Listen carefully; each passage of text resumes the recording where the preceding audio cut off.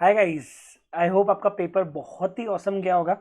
आपके 2 पेपर हो चुके हैं और अब आपको हमारे एक बहुत ही क्रूशियल पेपर की तैयारी स्टार्ट करनी है and that is cost accounting. और इस पेपर में आई नो हर बच्चा बहुत अच्छा होप लगा के बैठा होगा। सबसे पहले आप कोई ज़्यादा जो पेपर हो चुका है उसका डिस्कशन बंद कर दीजिए।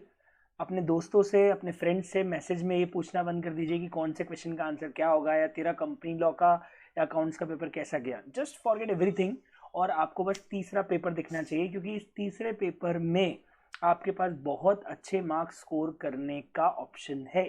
सो अब हमारे पास कॉस्ट का पेपर जो है उसकी स्ट्रैटेजी हमें डिस्कस करनी है कि हम अब एक 1.5 डे हमारे पास में है सर।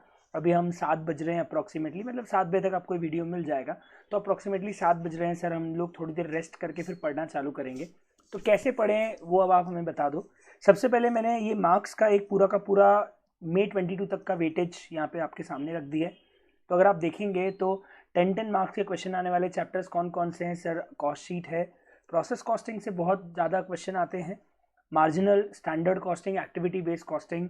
ये कुछ चैप्टर्स हैं जो हमको सबसे पहले प्रायोरिटी बेसिस पे करने। स्टैंडर्ड कॉस्टिंग भी सेकंड प्रायोरिटी में, मैंने नीचे प्रायोरिटी भी लिख दी है। सेकंड पे मटेरियल, लेबर, ओवरहेड्स, कॉन्ट्रैक्ट्स और बजट्स है। उसके बाद आप नॉन डिग्रेडेड जॉइंट बाय और थियरी की बात करेंगे। जितने भी हाउ टू प्रिपेयर के वीडियोस के क्वेश्चंस थे वो सब मैंने यहाँ पे कंपाइल करके सारे के सारे क्वेश्चंस यहाँ पे एक बार वापस दे दिए। अगर आपने पहले से बुक में या मॉड्यूल में मार्किंग की हुई है तो डोंट वरी, वही क्वेश्चन है, मैंने इसमें कोई चेंज नहीं किया है।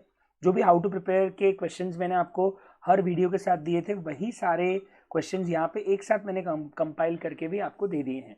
आप लोगों ने रिवाइज ऑलरेडी बहुत अच्छे से किया हुआ है कॉस्ट को। आपके मॉक टेस्ट के मार्क्स भी मैंने देखे हैं, बहुत अच्छे हैं, कोई प्रॉब्लम नहीं है। आई थिंक इसमें बहुत अच्छा स्कोर आप सब लोग कर सकते हो। करना कैसे, आपके पास लगभग लगभग हर चैप्टर को करने के लिए 2 से ढाई घंटे हैं।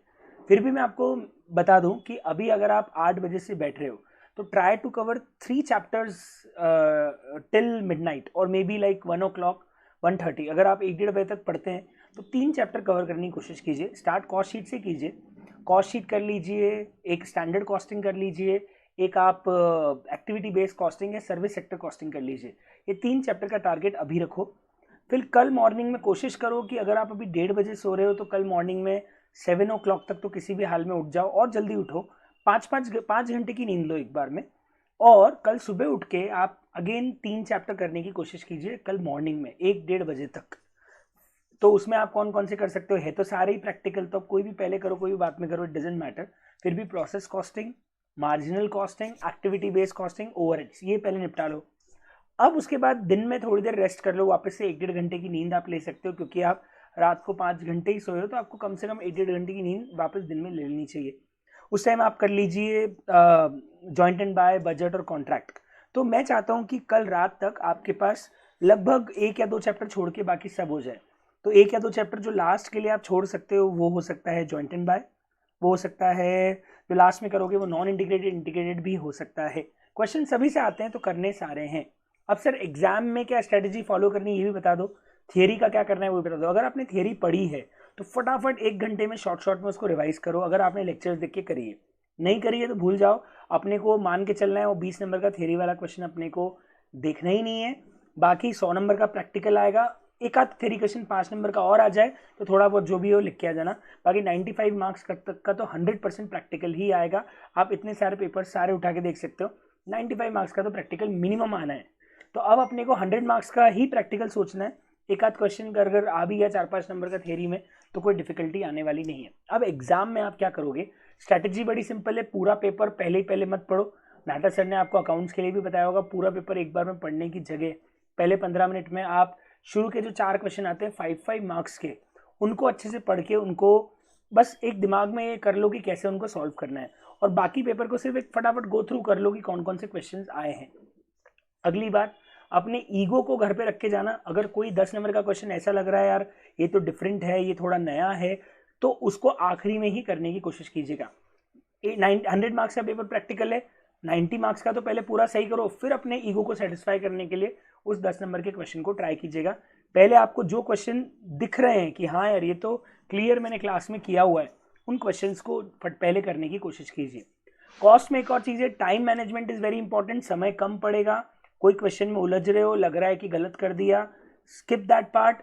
कट कर दो, बाद में कर लेना, पूरा क्वेश्चन कट कर दो, कोई दिक्कत नहीं है, लेकिन आपको किसी भी क्वेश्चन में बहुत ज़्यादा समय देके उस क्वेश्चन के चक्कर में आता हुआ क्वेश्चन छोड़ने की ज़रूरत नहीं है। तो पहले आप आते हुए क्वेश्चंस ही कीजिए, उसके बाद ही उन क्वेश्चंस पे जाइए जो क्वेश्चंस आपको लगता है थोड़े से डिफिकल्ट है। कॉस्ट में एग्जाम्शन आई नो सब बच्चों की आराम से आ जाएगी।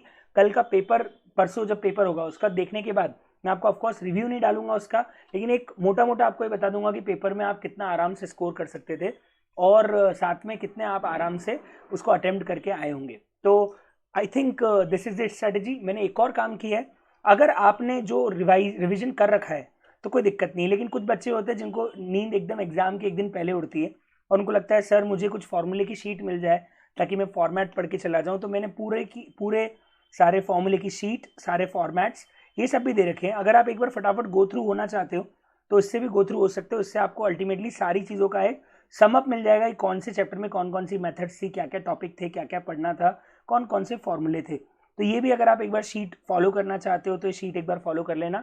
इसमें मेजरली बहुत सारे चैप्टर्स के फॉर्मूला, जनरल एंट्रीज, बहुत चीज़ें कवर हो जाती है। So this is all about how to prepare for cost paper.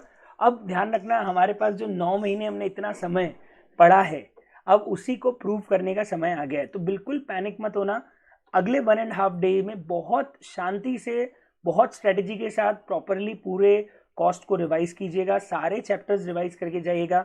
अगर आप प्रॉपर स्ट्रेटेजी के साथ अच्छे से करेंगे तो आप पूरा चैप्टर आराम से रिवाइज भी कर लेंगे। So best of luck for the next paper.